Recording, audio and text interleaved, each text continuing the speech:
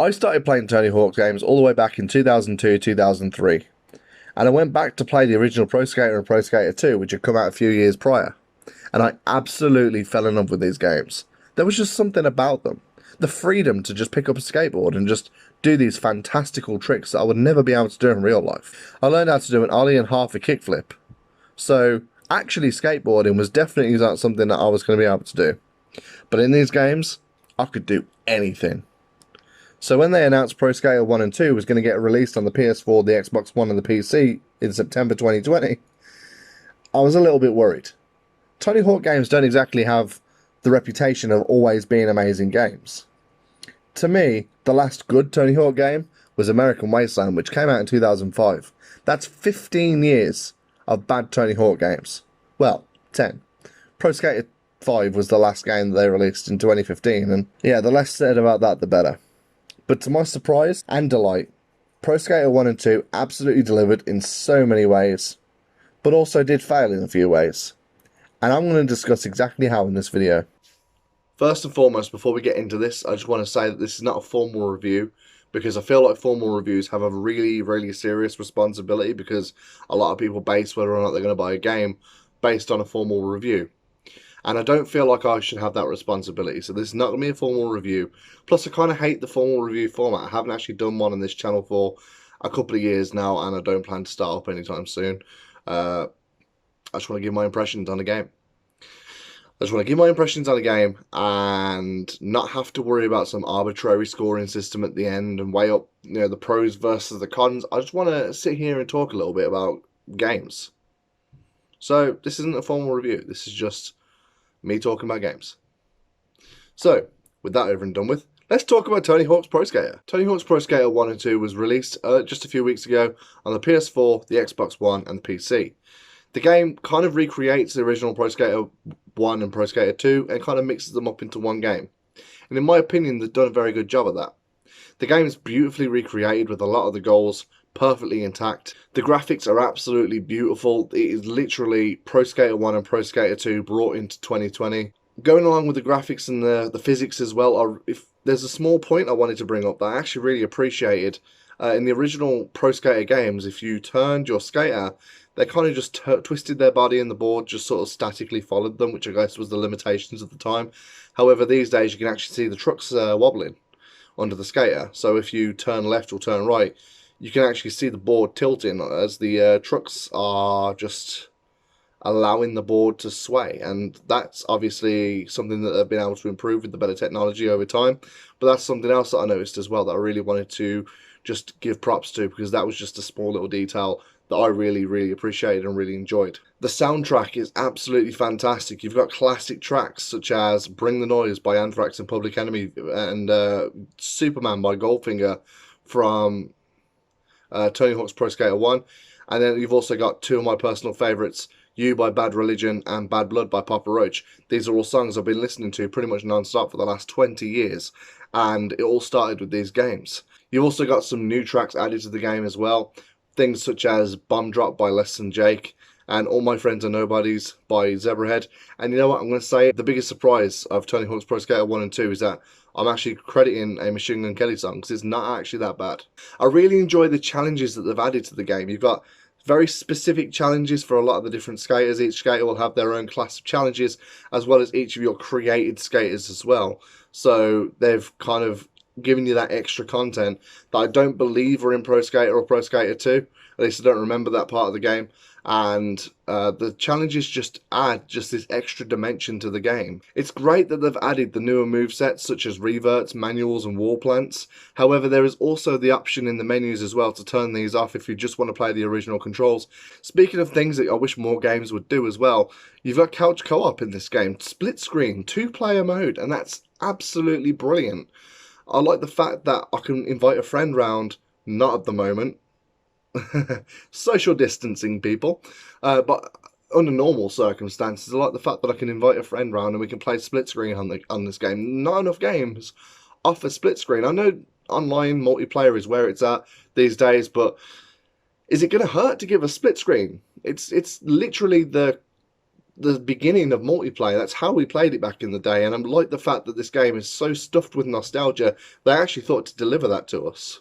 I like the fact that mods are in the game. I don't like how they're implemented, but I like the fact that they're in there. The original Tony Hawks, we had cheat codes. Now, I wish that they were more cheat codey. I wish that to actually activate them, you had to put in a cheat code akin to back in the day, you know, up, down, left, right, R2, L2, L1, R1, triangle, square, square, left, you know, something along those lines.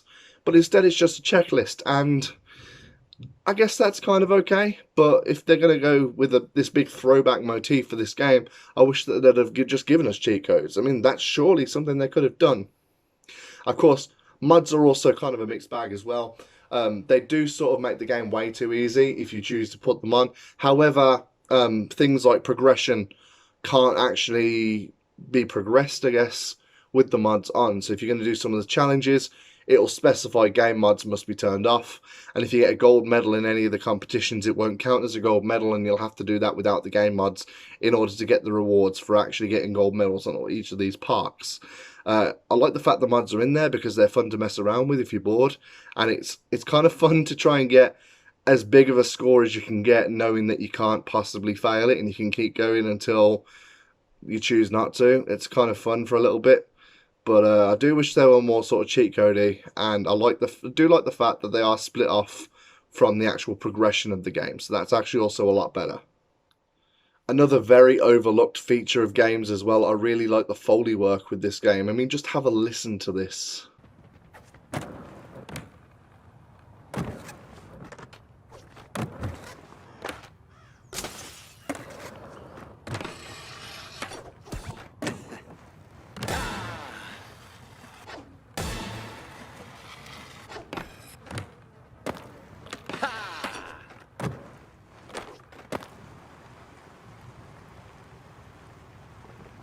Pure skateboard porn. That's exactly what that sound is. They worked so hard on making that just sound so authentic, from the way the board sounds to the sound of the grinds.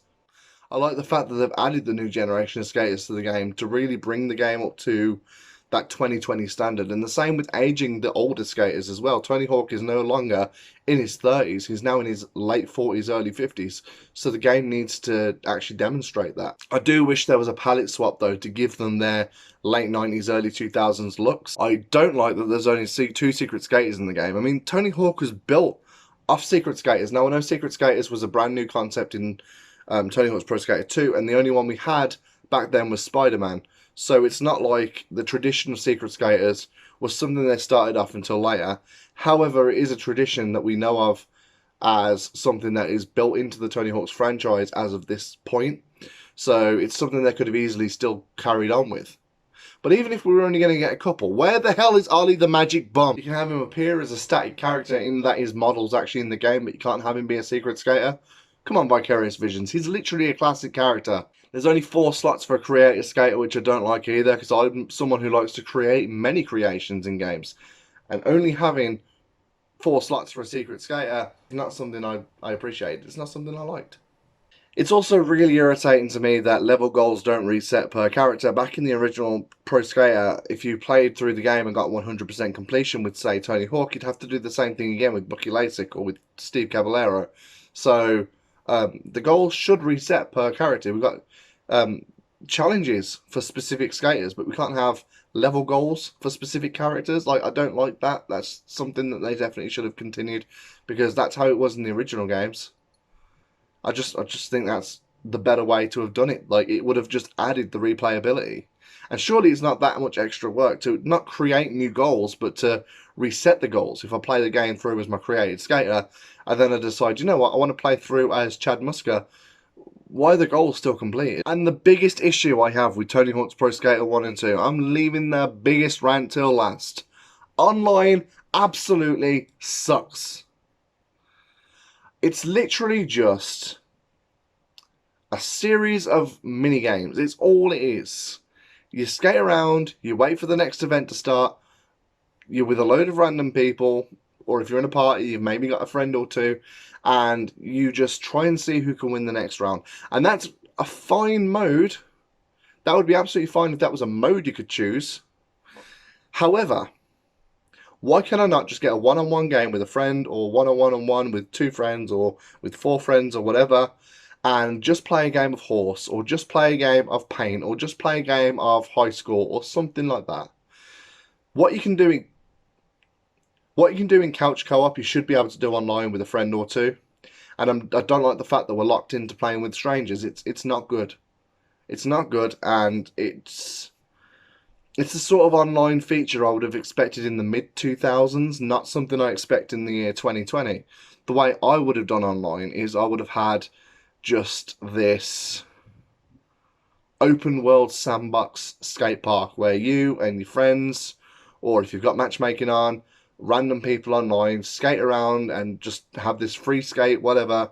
Maybe have the little sort of rolling challenges there, and you can challenge a friend, or you can challenge a random person to a game of horse, or you can challenge them to a game of paint, or you can challenge them to a game of like high score, and just sort of go from there. I don't like the fact that I can't just invite a friend to a party and we just have a game of whatever. Online, in my opinion, is absolutely very outdated. The way they've done it is very sort of early online play for a lot of games, and it just doesn't fly in 2020. It just doesn't fly. When games like Grand Theft Auto are offering a massive open world online, and Tony Hawk is offering this, it just doesn't cut it. Just doesn't cut it. So, overall, I'm really enjoying the game. I don't like the fact that I ended that on a sour note. However, I feel like it's the most important point I wanted to make in this video, so I saved it till last. I'm still enjoying the game. I'm really enjoying Tony Hawk's Pro Skater 1 and 2. I think it's the best Tony Hawk game we've had in 15 years. Possibly the best Tony Hawk game we've ever had. There's still issues with it though, and I'm assuming that they, with the sales of this game, they're going to be releasing maybe 3 and 4, and then go into Underground or something, Underground 2. I don't know, that's just guesswork. But if they are, these are the issues I'd like to see fixed. But they are definitely on the right track with this. This was definitely a positive experience, and it's something that I'm going to be continuing to play for a while because of how much just pure fun the game is. If there's one thing you can say about recreating an old game, is that it puts the fun before it puts progression and trophies and achievements and all that sort of stuff. Games these days can get very sort of story heavy and progression heavy, and it's fun to just kick back with a game that's just about having fun and just have some fun. So these have been my thoughts on Tony Hawk's Pro Skater 1 and 2. Drop a comment in the comment section below and tell me what you think of these games. Thank you for watching, and I'll see you next time.